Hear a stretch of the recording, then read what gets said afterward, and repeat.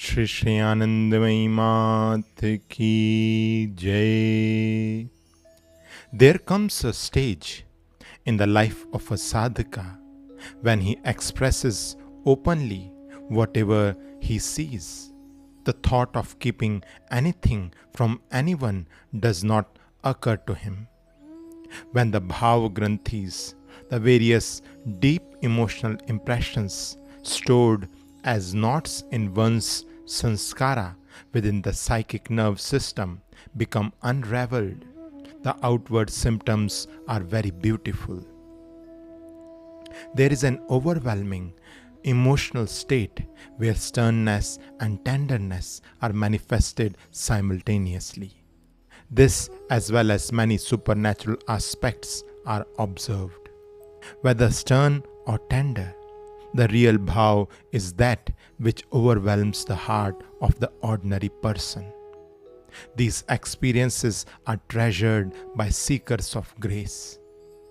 At this stage of the sadhana, the entire illusion of the present and the future disintegrates slowly, and both sternness and tenderness are manifested in extremes.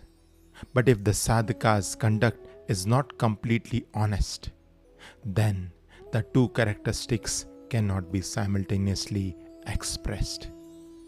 Just as a grieving person remains heedful of his or her clothes and bodily functions despite his or her state of sorrow, so too the sadhaka must maintain propriety in his or her outward behavior, as well as maintain an uninterrupted and steady state of sadhana in order to overcome the emotional obstacles and reach the goal. Around this time, when people prostrated themselves before this body, the feet withdrew of their own accord. When a person prostrated in reverence without attempting to touch the feet, the right arm of this body would rise in a gesture of blessing, and words of blessing would come out of her lips spontaneously.